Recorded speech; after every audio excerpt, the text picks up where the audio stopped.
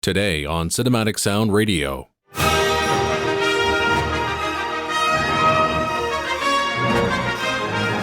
It's the music of Robert Folk, featuring The Neverending Story II, The Next Chapter, Police Academy 4, Can't Buy Me Love, In the Army Now, Trapped in Paradise, and many more.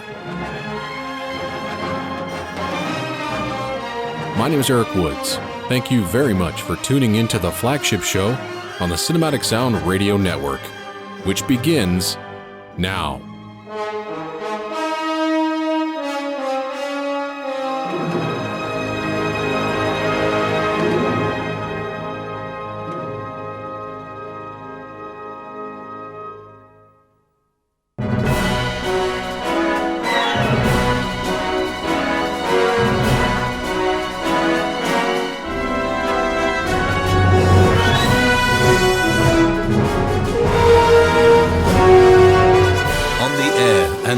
On the web since 1996, this is the Cinematic Sound Radio Network. From Kitchener, Ontario, Canada, welcome to Cinematic Sound Radio, and this is the FLAGSHIP Show. Again, thanks for taking the time out of your busy life to listen to the program. I really do appreciate it, and if you like what you hear, please feel free to leave us a 5-star rating and a review on your favorite podcatcher. However, if you are on iTunes, it is super important to do that because that's how the show gets more notice. The more reviews, the more positive reviews, the higher in the rankings we can go. I really do appreciate your support. Also, feel free to send us a message at cinematicsound@yahoo.com. Visit us on the web at cinematicsound.net. Also, check out TeePublic. Search for Cinematic Sound Radio. You can find yourself a Cinematic Sound Radio t-shirt or a notebook, a coffee mug. Also, we have just launched a Patreon. Head over to patreon.com/Cinematic Sound Radio, and you can support us for as low as $1. Any amount will do, but there are higher up tiers with better rewards. And we're soon going to be populating that Patreon with the rewards, and that includes all request shows, listening to past FM broadcasts. You get access to the Discord server. That's where only Patreon Cinematic Sound supporters can talk about the show and various other things. There is also a couple of more spots available to program your own show. But the big spot, which was our highest tier, actually sold out on the first day, which was the opportunity to host a program with me. So there were 2 spots available. They are already sold out. But if you do, or if you feel like you are interested in hosting a show with me by accessing the top tier, maybe we'll open it up a little bit later on down the road, but these were exclusive tiers, and so they're already sold out. So we'll see how things go in the future. Again, patreon.com/Cinematic Sound Radio, and we really do appreciate your support.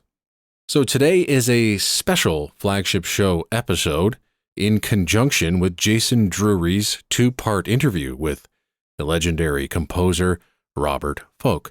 I really hope you enjoyed the interviews and the music featured on those programs. And if you haven't listened to those 2 shows, the links are in the show notes. Having said that, this program is dedicated to the scores that weren't featured on Jason's program. You heard the rundown during our intro, and we have actually a few surprises for you along the way, so stay tuned. So with that, let's jump into our first selection, and it comes from the sequel to The Neverending Story, called The Neverending Story II, The Next Chapter, released in 1990. For the first film, the original composer was German composer Klaus Doldinger. Also thrown in the mix was Giorgio Moroder, and his songs were in the film, which gave the film and the score a bit more of a pop feel. Even the symphonic writing had sort of disco tracks underneath them. It was really a European approach to film scoring at that time. But when it came down to working on the second film, there was a concerted effort to make the film more of an international film, particularly more of an American film that would appeal more to American audiences. And with that in mind, the director, George Miller, and Dieter Geisler, the producer, their only comment to folk was, quote, "Make this a powerful, resonant, thematic, international score that will play well in America and abroad and capture the feeling, the size, scope, and imagery of the film," end quote. Those words stuck with Robert Folk, and he composed exactly what the director wanted. So now, to open up today's program, featuring the music of Robert Folk, here are selections from the 1990 film, The Neverending Story II, The Next Chapter.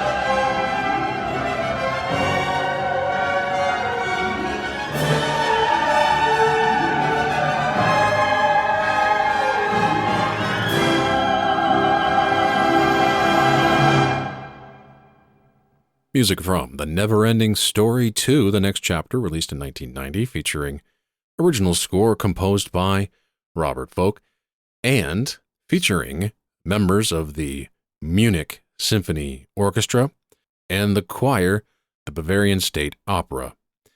And the original soundtrack recording was released on WEA.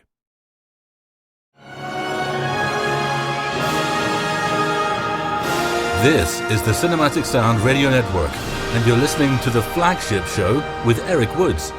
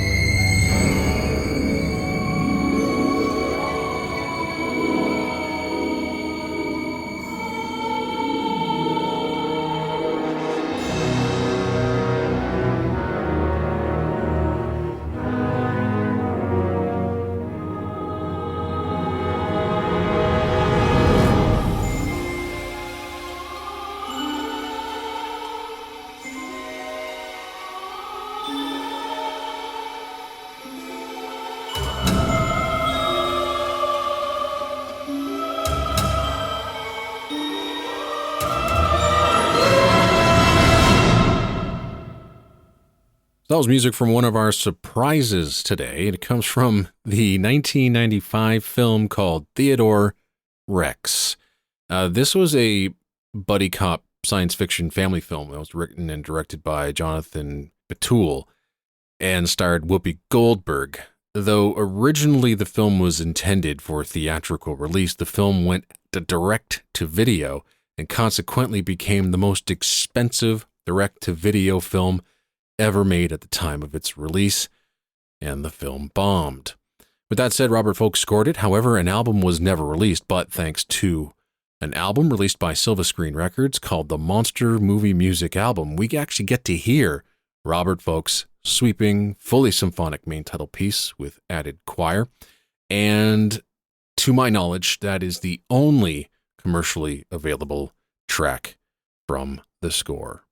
Moving on, as we're featuring the music of composer Robert Folk, we're going to play selections from the 1996 action film Maximum Risk, which was directed by Hong Kong director Ringo Lam. This was his American directorial debut, and the film starred Jean-Claude Van Damme and Natasha Henstridge. The film tells the story of a French cop played by Van Damme and his twin siblings' fiancée, who finds themselves pursued by corrupt FBI agents and the Russian mafia. and Jean-Claude Van Damme's twin dies at the beginning of the film. This was a rather standard action thriller, and it came at a time when Van Damme's box office appeal was starting to diminish.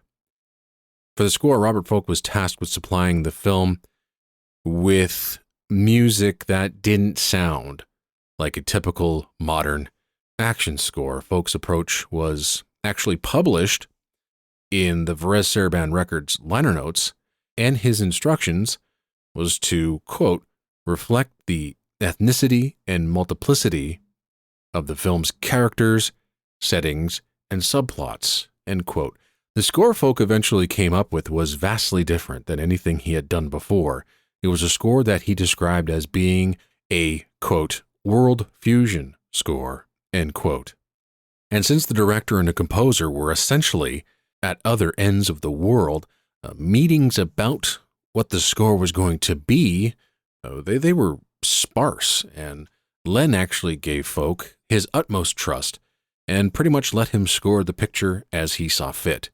Changes to any of the music would only be made on the dubbing stage.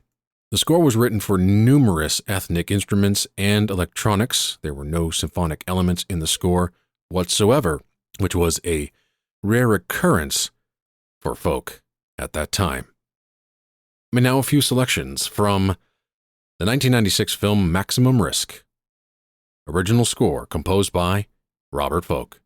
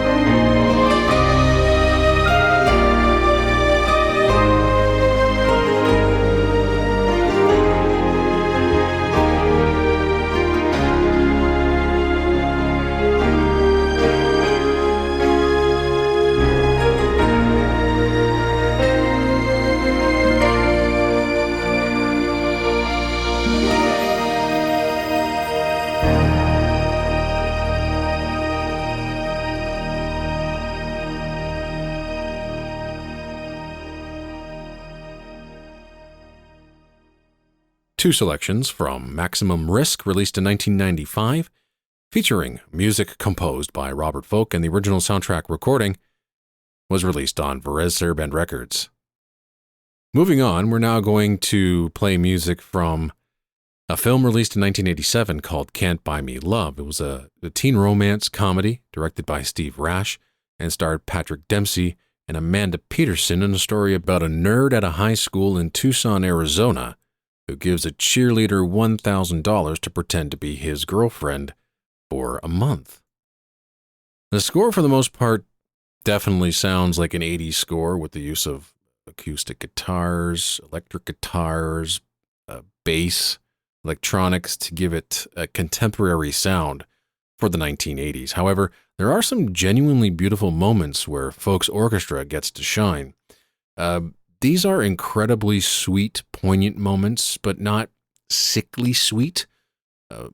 There's a romance theme that really sounds genuine and not too saccharine or just kind of playing on the surface level. It feels true, as if Folk really got to the root of the relationship in the film, which starts off as a farce, but then by the end of the movie blossoms into real love.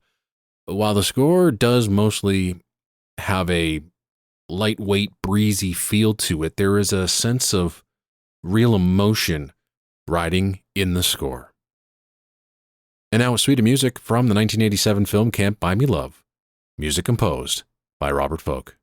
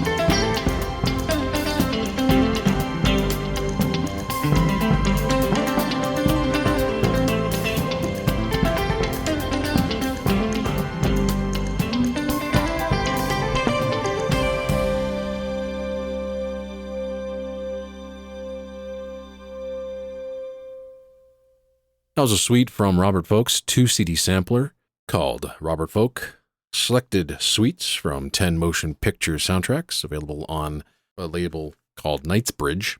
But the score was eventually released by Intrada Records, coupled with David Newman's score to Paradise.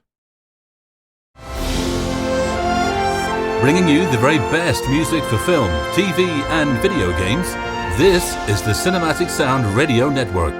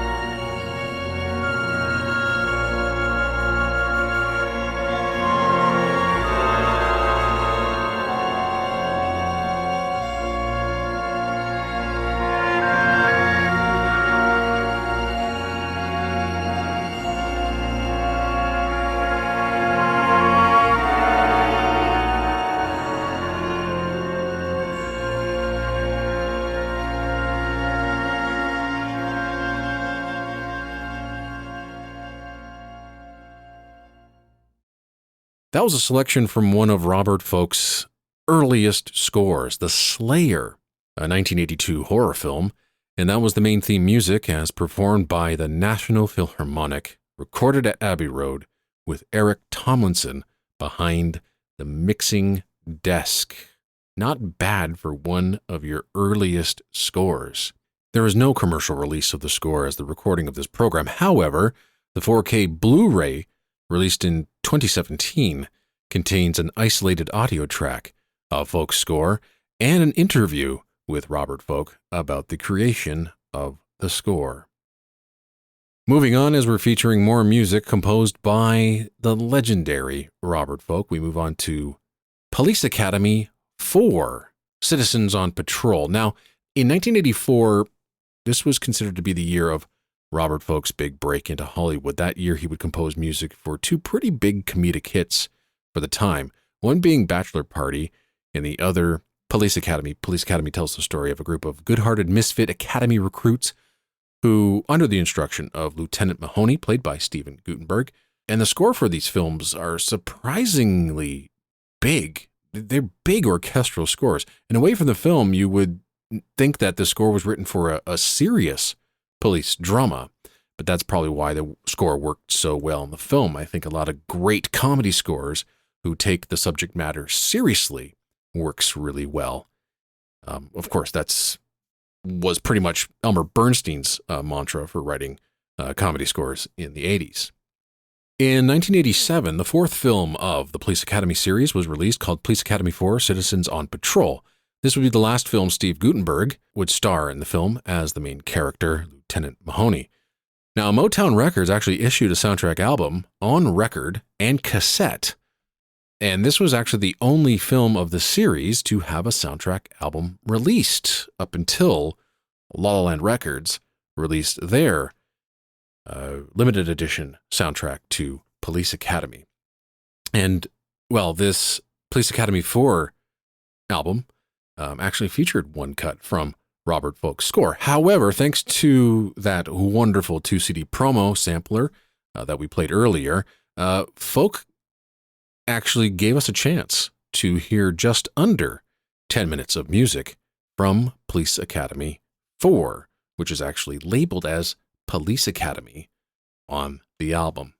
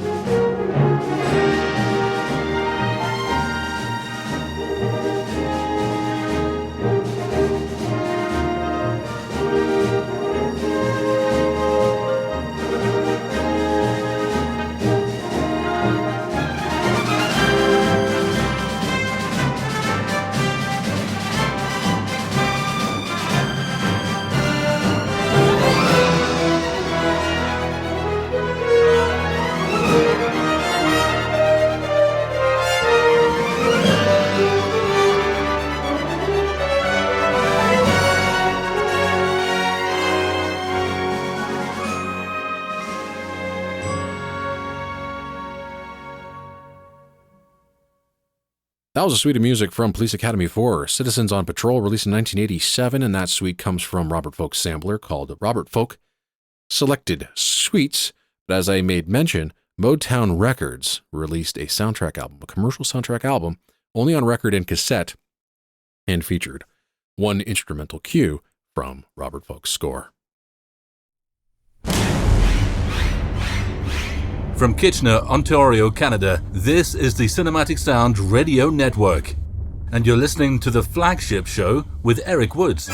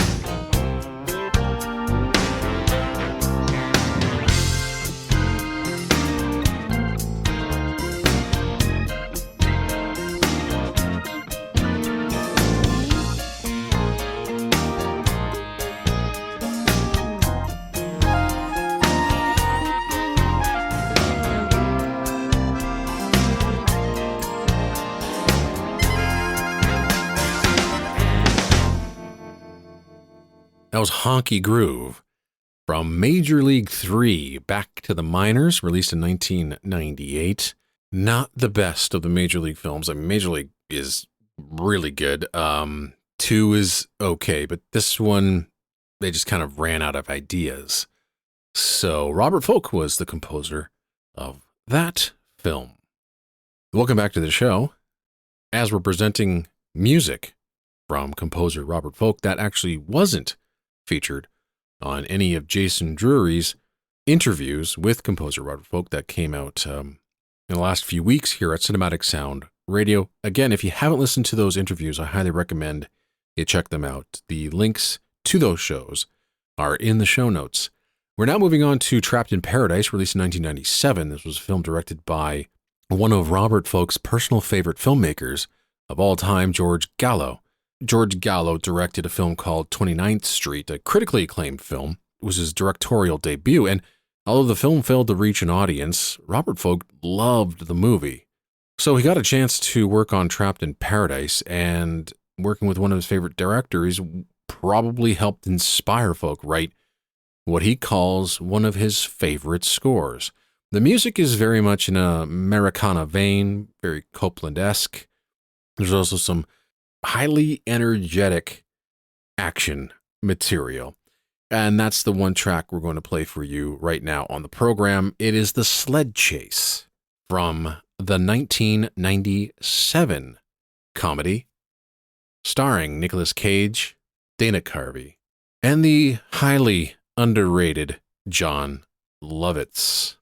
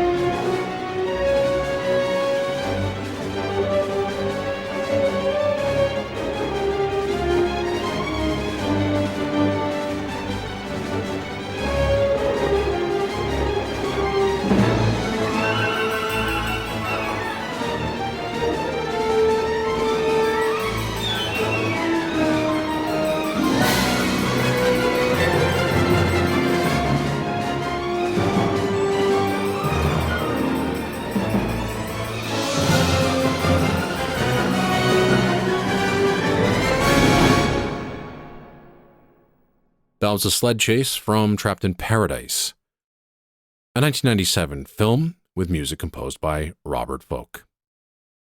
Well, we are now at the end of the program, and what we usually do at the end of these shows is present an end credits suite, but we're not going to do that on today's program, but we are going to end off with an absolute banger of a cue. This one is spectacular. It comes from a really bad movie, but the score is so good. The film's called In the Army Now, and it stars Pauly Shore and Andy Dick, and they are misguided youths who join the reserves to make some money for their entrepreneurial dreams. The film was directed by Daniel Petrie Jr. You might recognize that name from Beverly Hills Cop, The Big Easy, Shoot to Thrill, Turner and Hooch. He worked with Robert Folk in 1991 for Toy Soldiers and brought him back 3 years later for In the Army Now. He also served as writer on this movie. It's a film that I would say was trying to replicate the humor of Stripes, that Ivan Reitman classic starring Bill Murray, Harold Ramis, John Candy, and Sean Young. The writing isn't good. The film isn't great. And again, Pauly Shore, just the shtick was running thin by then. And he was quite popular in the early 90s. I mean, he burst out onto the scene in 1992 for Encino Man. Then things just got increasingly less successful. Son-in-Law, In the Army Now, and a year later, Jury Duty, and then Biodome, and that was it. Pauly Shore is finished. But the score by Robert Folk, as I said, is pretty incredible.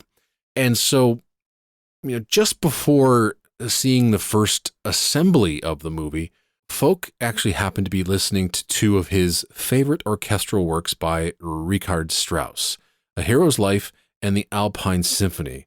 A few hours later, he was then speaking with the director about the style and approach to the score for the film. Both agreed that the score should be very heroic, driven by pace, energy, and occasional wit.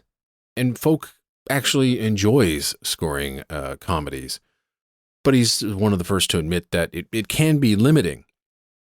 However, this film, as Folk says in the liner notes, the heroic qualities, the action, and the variety of locations gave me the opportunity to create a score with greater range and depth than in many other comedies that I have worked on. And in London, which is where the score was recorded, Folk really put the brass section to the test, especially the 8 French horns that he employed for this score alone. What we're going to play for you is an incredible 8-minute track that ends the album. And it features this great sort of almost Indiana Jones-esque main theme that is just so much fun to listen to. But before it gets to that heroism, Folk is writing some impressive action material, so stick around for the whole 8 minutes because you will not be disappointed. The original soundtrack recording to In the Army Now was released on Intrada Records, and the score was performed by the Sinfonia of London with the composer conducting. Again, thank you very much for tuning in. I really do appreciate you for taking some of your free time to listen to the program.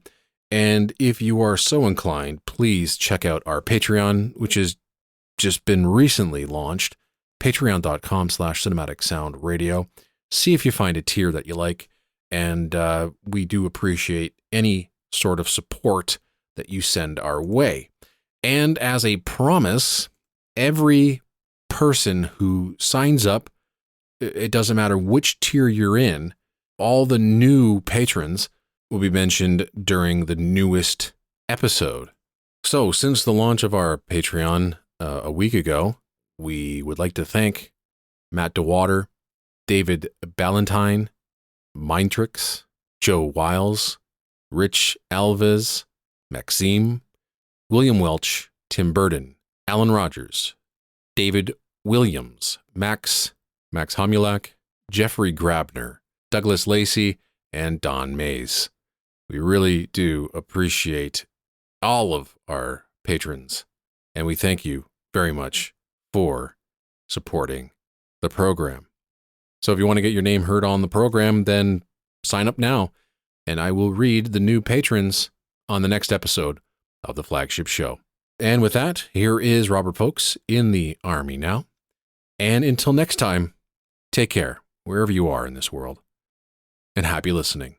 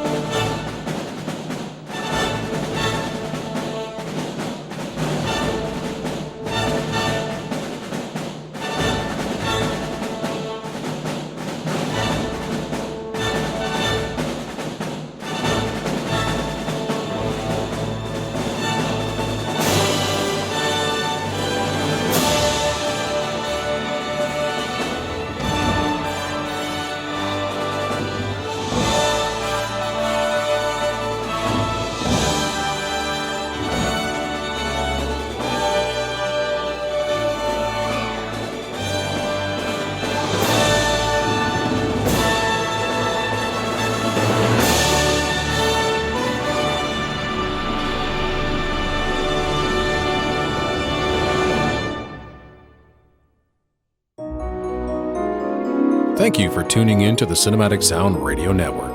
I want to thank Tim Burton for providing his voice for all the bumpers and stingers you hear throughout the program, and David Cosina for providing Cinematic Sound Radio's theme music.